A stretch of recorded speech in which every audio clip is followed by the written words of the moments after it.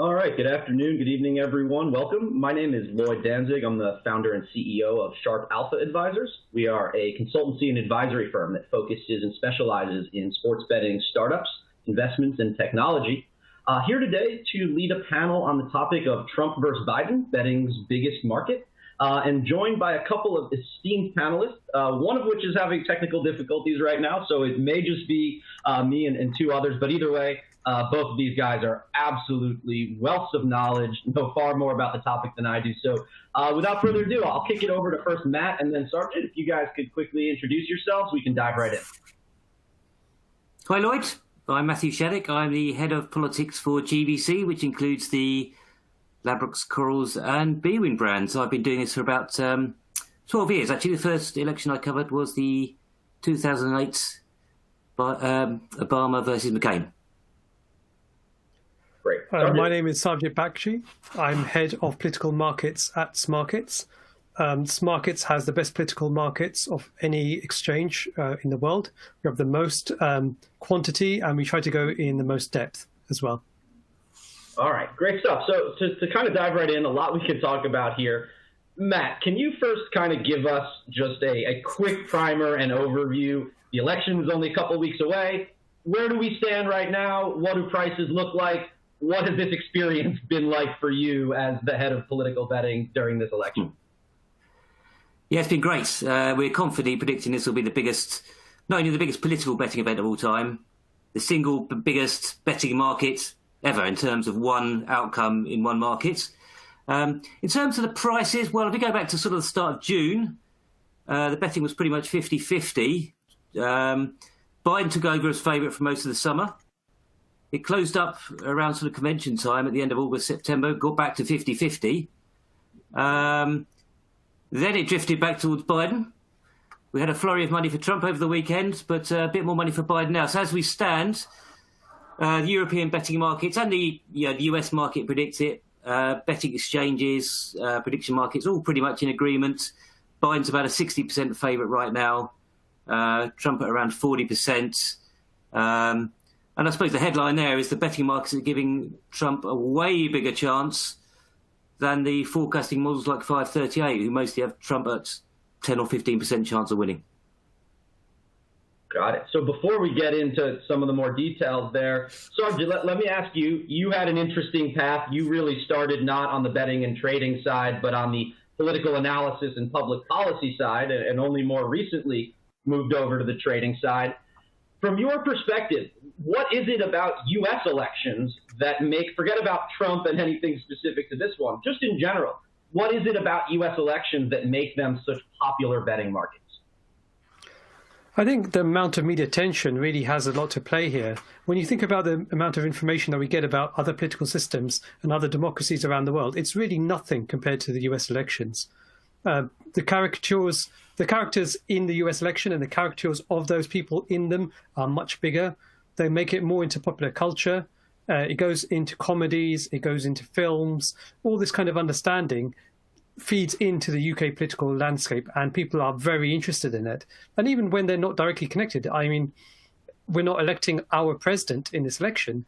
The choices that your president will make in the US has a massive impact on the UK and Europe and even the world. So I think it's something to do with the scale of it, the importance of it for everyone, and then the amount of media attention that makes it people much more interested in these elections than any other elections in the world. That makes a lot of sense. Just to follow up with you, Sarbjit, of course that is true, but it's not that there aren't large political events. The Brexit referendum comes to top of mind, that of course are very relevant and also have a lot of emotions around them that are more local. What is it especially about this U.S. election that has enabled it to become such a large market with so much liquidity and volume? I think part of this has to be about Trump. Trump is that polarizing figure who people love to hate and they love to love. And it gets to a very, very deep level, I think. He's not a normal politician, and we've seen that in his whole presidency. He is someone that inspires people, makes people do crazy things. His supporters are very vocal. They're very willing to put their money where their mouth is. And I think Trump, regardless of what you think about him, has a lot of supporters in the UK and in Europe and is inspiring to those people, and that encourages them to trade in a way that most politicians rarely get to. There's a few politicians around the world who perhaps reach that level of international notoriety or fame, depending on your political standpoint, but there's very few in between. I mean, Margaret Thatcher is very well known around the world. She's again a polarizing figure who existed in the British political scene. Ronald Reagan, the same. But, does David Cameron really sit at the same level as them? Does Bush Senior sit at the same level? Maybe, maybe not. We're dealing with very big personalities here. And in particular, this election seems to be a lot about Trump and non-Trump. It's not really, it doesn't feel to me like it's an election about whether Biden is better than Trump. The people are voting on the basis whether they like Trump or they don't want him in, not for the other candidate as such. Interesting. Matthew, curious how you feel about that, and just generally how you view the amount of betting activity on this election compared to other elections, other political events, other types of even, election bets that we were talking about earlier. Why is it that the winner of the 2020 election, what is it that is driving so much volume in those markets? Yeah, I'm with Sarbjit here. It's a lot to do with the personality of Trump and just how much media attention he can attract. I wonder what if we were sitting here and this was Jeb Bush trying to be re-elected against Joe Biden, I'm pretty sure betting turnover will be a lot less, because there's something about Trump and the kind of cultural values that he represents that really gets everybody in a situation where they've got a very strong opinion on him for or against. That's been the same for several years. The other thing that's quite good from a betting point of view is that the US presidential election, like any presidential election, is usually a head-to-head binary choice. That makes it very easy from a betting point of view to market it, and for people who are only casually interested in politics have a strong opinion on. If we were talking about a complicated parliamentary system like Germany or I guess the UK, there's some benefits there, but also from a betting point of view, it's just very difficult for outsiders to have a strong view on those in the way they can do about a binary choice, which is why referendums like the ones we've had in the UK recently are good too. Yeah, that makes a lot of sense, and I think that brings up a sort of natural segue to something that I know is a lot of interest to people in the industry from the customer acquisition standpoint. And that is, and Matt, you can go first on this. Can you talk a little about the similarities or differences between the customer profile of someone betting on an election versus betting on traditional sports, and how does that factor into how you view political betting markets? Are they revenue drivers? Are they primarily customer acquisition tools? Is it a mix of both? Tell us how you think of the customers that are interested in this and how that factors into your business. Yeah, sure. I mean, it's a good point, Lloyd. I mean, when I first started doing this part of the job about 10 or 12 years ago, it was just a part-time hobby for me while I was doing other stuff at Ladbrokes. And it was very much seen as a PR-led operation. Nobody really expected to make any money on it. It's a genuine product now. I mean, having said that, there are a very large number of not only brand new customers appearing to bet on this election, but you can also see some people who literally haven't had a bet since 2016. Perhaps they backed Trump in 2016. Some of those people, you can see them backing Marine Le Pen in 2017, and that was the last time they had a bet, and they're back to something they feel more comfortable with than sports. I mean, let's face it, there's a lot of people out there who have a strong view on politics, are willing to put their money down on it, but have no interest in soccer or horse racing or anything else. So, there's not... I think if you just see it as a customer acquisition tool, I don't think that's the right way of looking at it for a large company like GBC. We've got to see it as a standalone product. And I think given the history of what Ladbrokes and Ladbrokes Corals did with these markets over the last 10 or 12 years, we've got every right to see it as that. It's a legitimate revenue-driving product, albeit one that's very seasonal, and we have one big event every 1 or 2 years if we're lucky. No, that makes perfect sense. Sarbjit, I'm going to transfer to you. I think you'll be the perfect person to ask this question to. So Matt obviously just described at least some of the people who are viewing betting markets, primarily the ones who are actually betting. But there are a whole host of people who interact with political betting markets but never actually place a wager. Primarily, of course, journalists and other people with an interest in the way that predictive measures that have people with skin in the game behind them seem to outperform sort of the more traditional polling and even scientific, methods. I think you guys on Smarkets have a market right now on who's going to be more accurate, The Economist or 538. But those guys have implied probabilities that are significantly different from your markets or Matt's markets. Before we get into why that might be the case, which I think is fascinating, could you just talk a little bit more, Sarbjit, about how you view political betting markets as information sources and as maybe something other than just, of course, a way to, profit from a correct prediction? Yeah, I think for Smarkets, it's always been part of our DNA that we want prediction markets to be used as an information source. So part of that is the kind of UI and UX we use, which looks very much like a trading platform rather than a betting platform. And then secondly, the kind of charts that we have, which show all the trades, the last traded price, going back for the entire market history.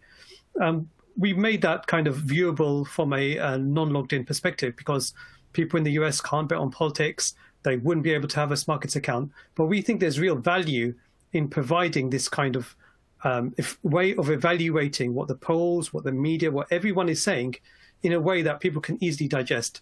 Because there's a lot of people who understand the nature of betting, who basically have very good maths or probabilistic thinking skills, but aren't spoken to about the issues that they may be interested in. So if you're in a niche political segment, you may be reading the news every day, but you're only reading news within your bubble, and nowhere else can actually you see that view challenged, or for you to kind of back that view in a way that's meaningful. Smarkets does provide that. We look at the niche news, and we try to create markets about what people are talking about. So if it's in the media and they're interested, they can look it up, Google it, find the market on it, see what we have to say, and if they are legally able to, then they can trade on it. And I think we've seen a lot of success in the media where they're picking us up as a counterpoint to what is happening or as reinforcement of a particular view they have. And it's always interesting for us to say, well, look, here is another point of view. And it's not the view of Smarkets. Smarkets has no political views at all. But instead, here are the views of people who are actually putting real money on these markets. Here is their honest opinion about what is happening next. And here is the quantity of cash they're willing to lose on being right or wrong. And that secondary layer of thought around putting money on something, I think really validates a lot of the information. People think twice before they spend money on anything. And that is a really great way to see whether news itself is meaningful or not. Because sometimes we see something that's really big and everyone says this is really significant and our markets don't move. Sometimes something very little happens and our markets move dramatically. And the polls and prediction markets are constantly interacting with each other. There are people sometimes polls move our markets and sometimes they don't. And it's been very interesting to see that William G. Morris and Nate Silver debate, because Nate Silver has written off prediction markets multiple times. And yet, his own history and how 2016 was interpreted, speaks against the idea that the model can be all-inclusive. I like the idea that in Smarkets we give people a chance to make come to their own views about whether the pollsters have corrected for 2016 or not. And at the moment, the discrepancy, I think, is a view on that. Yeah, no, I totally get that. I think, first of all, I really would urge anyone who hasn't to check out the Smarkets website and just look at some of the nice, graphics and heat maps and sort of interactive features that you can use, not even necessarily for betting, just for information gathering. And secondly, a lot of what you just described, Sarbjit, really reminds me of the price discovery process that Wall Street has, of course, been accustomed to for a very long time. And that's how supply and demand end up, determining the most efficient price for various assets. So it's interesting to hear you describe what, for me, historically has been more of a financial markets conversation, but it makes perfect sense here. Matt, I want to transition to you and get to the actual trading here. I think it seems that right now, again, with only a couple weeks to the election, the 538s and the economists of the world are ascribing about a 20% higher probability to a Biden victory than most of the betting markets. That is a substantial margin with this little amount of time to go.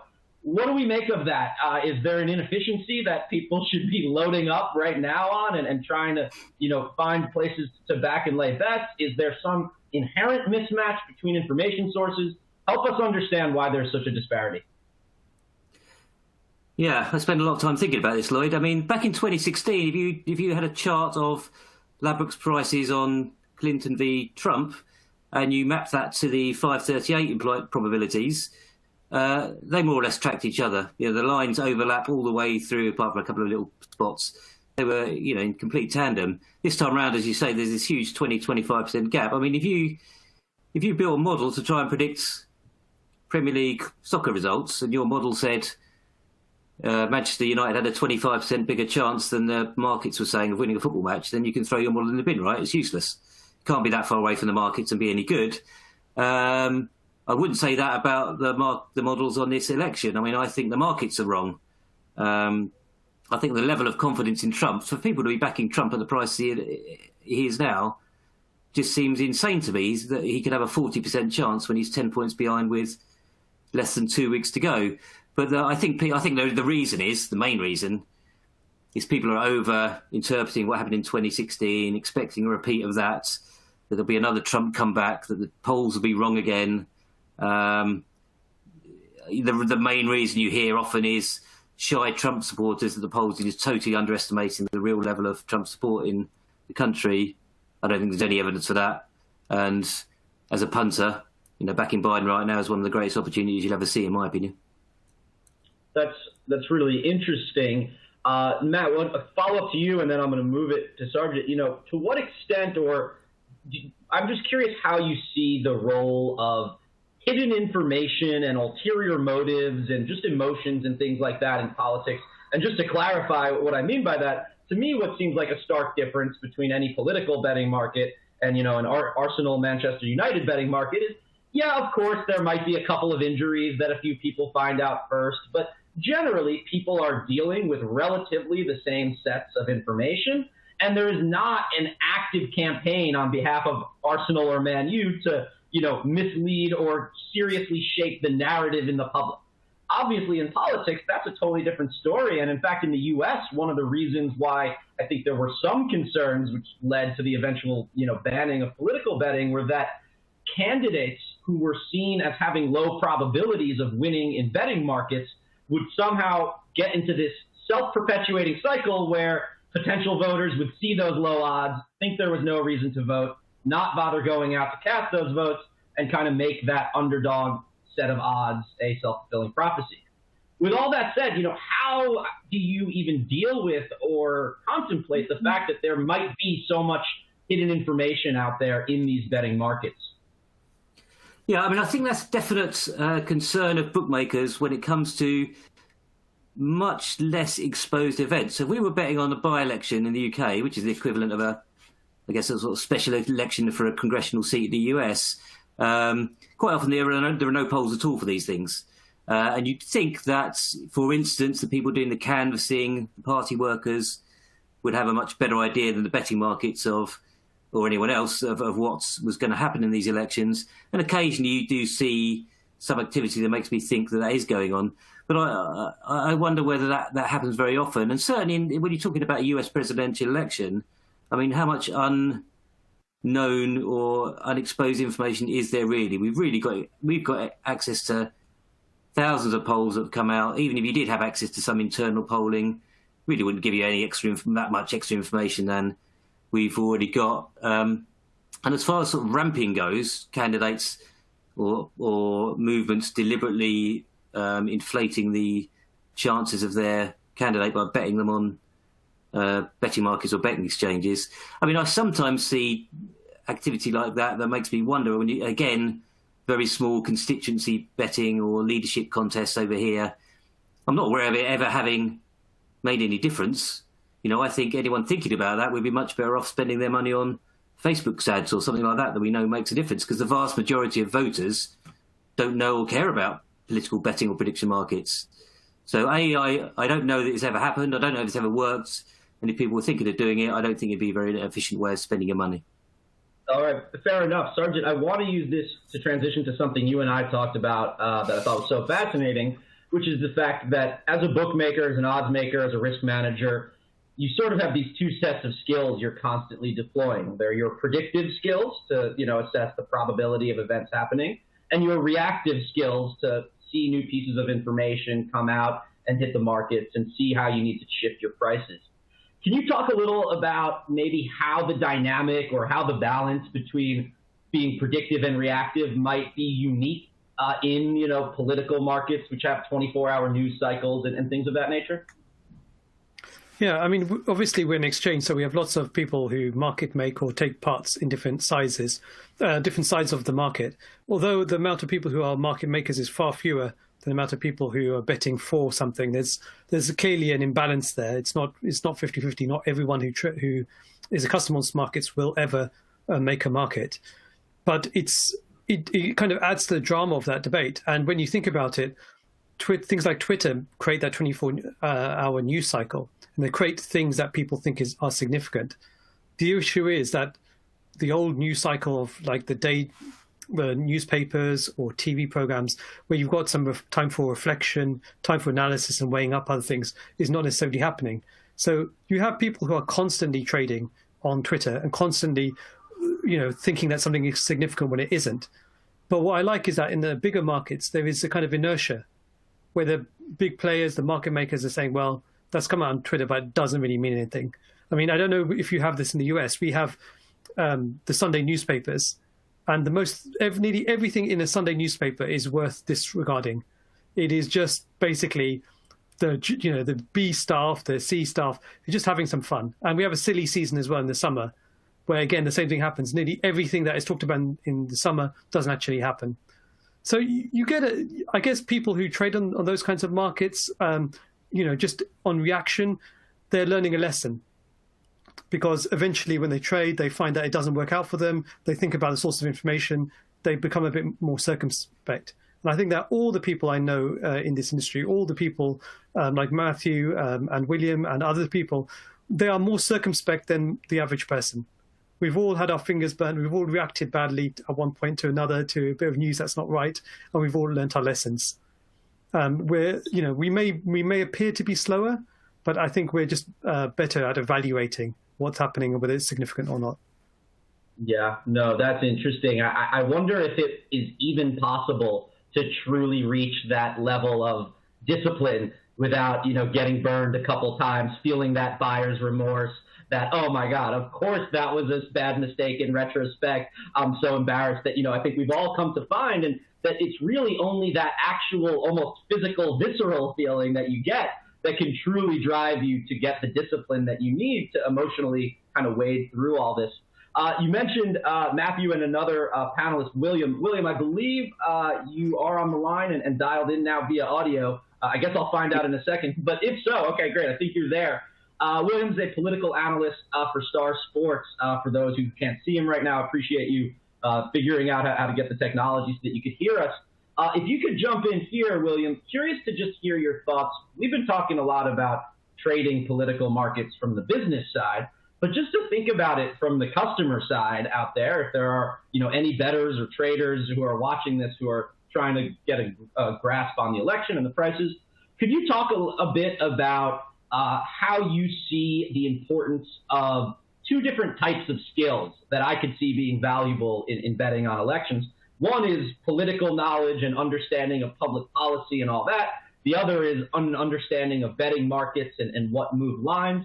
Can you talk about how people who want to place wagers on this market should think about balancing those two sort of sets of information or approaches? Yeah, sure. And I'm very pleased to be here.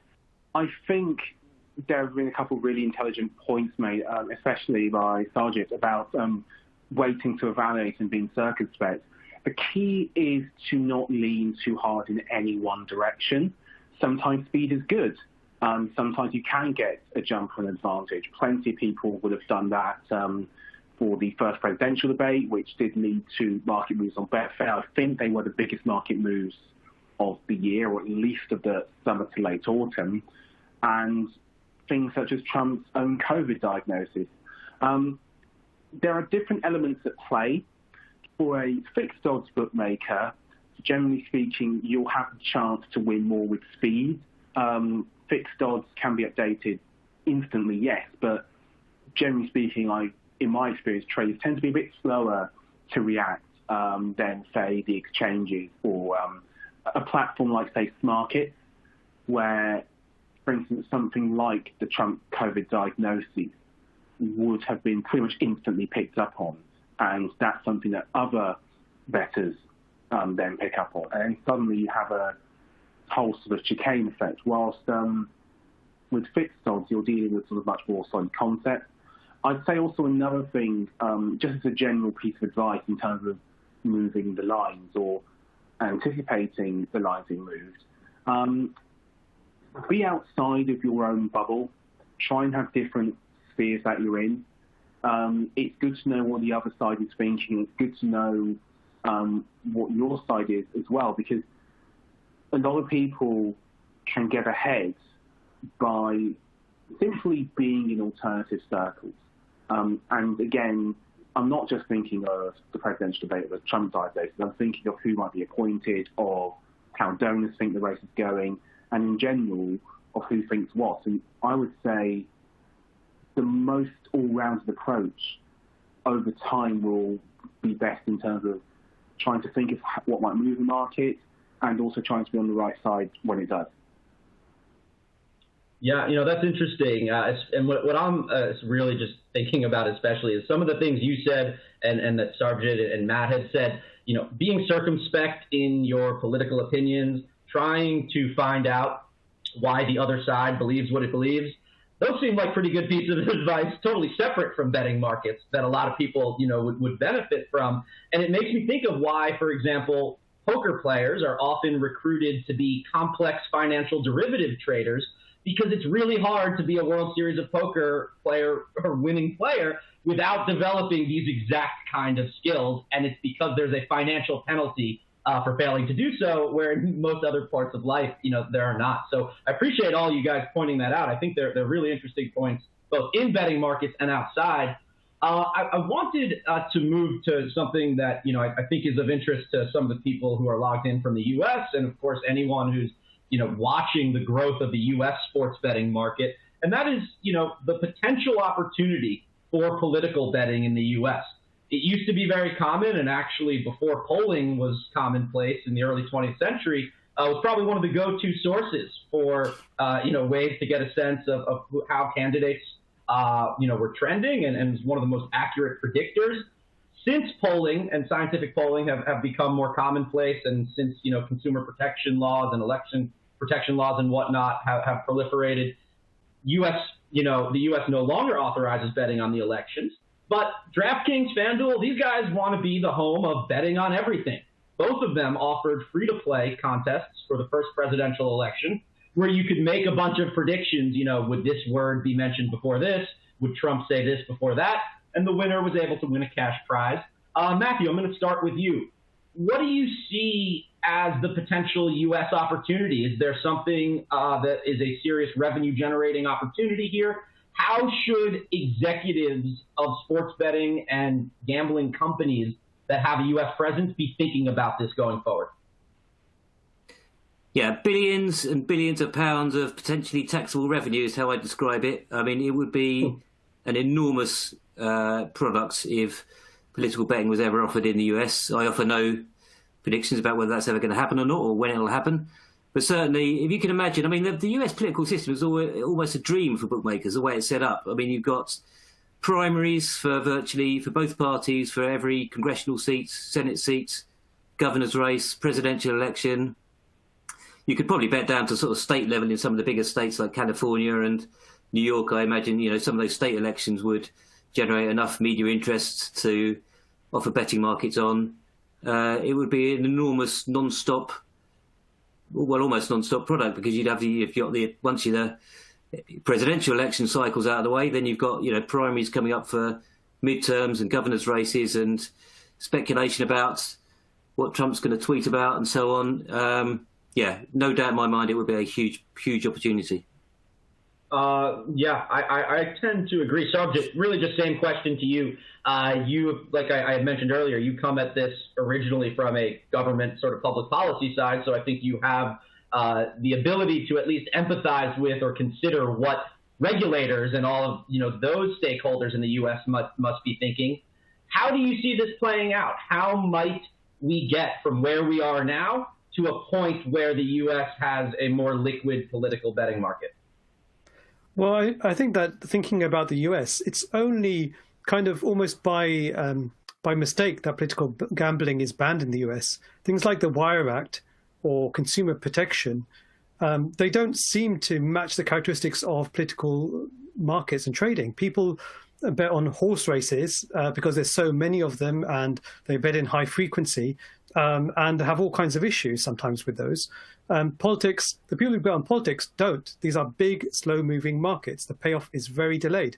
There's not a dopamine rush, I think, you get when you bet on an election that's going to happen in 6 months' time or a year's time. All the things that are stopping it being legal in the US, I think, are mistakes. And if you could recognize political betting as its own thing, the dynamics of its customer base and the movements of it would be very different. I think that there's scope for tax revenues is enormous. The idea of moving it away from illegal gambling, because we know that in countries where it is illegal, somehow gambling does take place. So getting organized crime out of this would be fantastic. I think it's a win-win. And also, people are genuinely interested in the data that we produce from our markets. We are talking to news media from around the world, including the US, who are interested in what the markets are saying and adding it to the existing source of information that they have. Why not make it legal? Why not let Americans take part in it? I think it's a fantastic opportunity, as Matthew said. I think it is billions of dollars of revenue that we're talking about for people. And it'd be fascinating for the rest of the world also to see what Americans think on all kinds of political events. Yeah, I agree. And as someone in the U.S., I would love to see which of the people who seem to have such strong opinions all the time are actually willing to put money behind those opinions. And we haven't really had the opportunity to see that at scale and see which people who previously had such strong opinions suddenly are caveating those and, of course, all the things that you see. Before I move on to what I think might be sort of the last topic, I'll just remind anyone listening, there is a Q&A functionality. If anyone has a question they want to submit, either to me or to be directed at any particular panelist, you can feel free. But to come back to our discussion, and Sarbjit, this follow-up will start with you. You've mentioned a couple times, and anyone who looks at the Smarkets site will certainly see the focus and emphasis that was placed on UIUX and all that.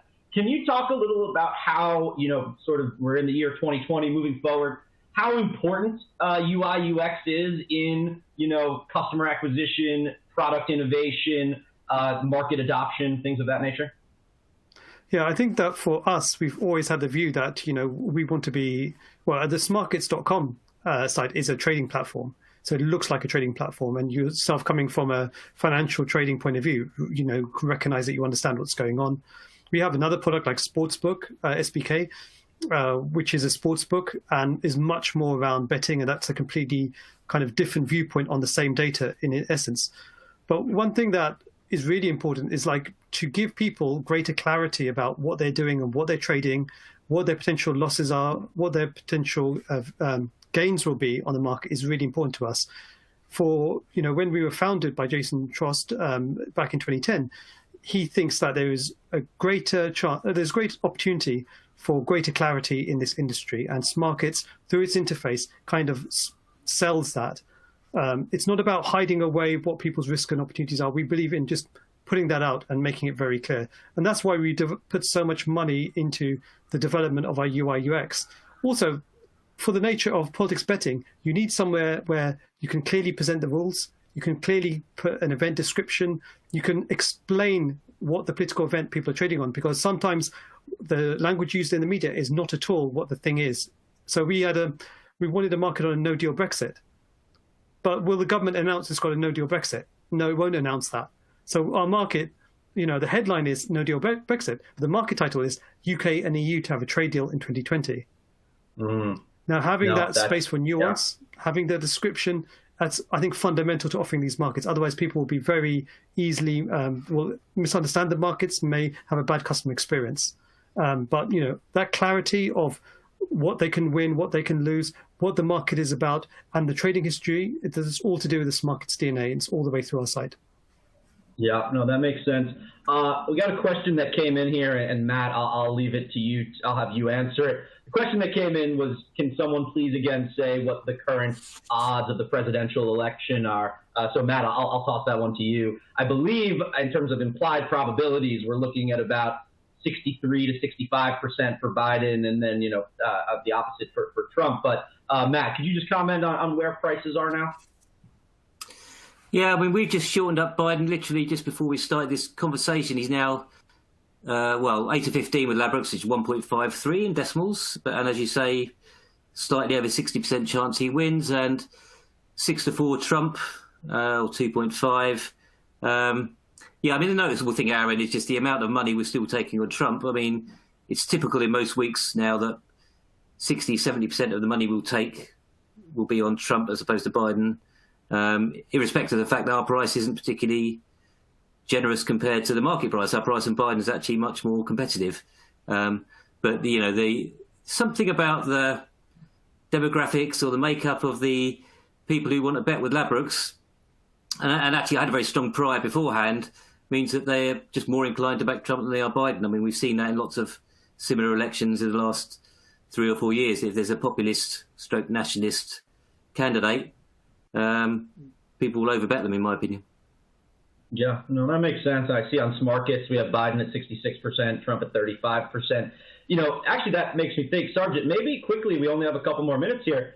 Quickly, could you just talk about why it is that all of your prices are quoted in percent and not fractional or decimal or American odds or anything like that? That's something that stands out to me when I go onto the site. We do have options so you can change it, but we always talk about it in terms of percentages because we want to popularize the concepts of prediction markets in the general population. And the general population don't necessarily understand betting odds. There's probably a large proportion that do, at least fractional odds in the UK. But when we're talking to a worldwide audience, we don't have that luxury. And we want people to think about things in probabilistic ways. And so we offer the prices and stuff in a percentage format. I think it's much easier also to talk to the media about that, about chances being 65% that something will happen, or the implied probability being 65%.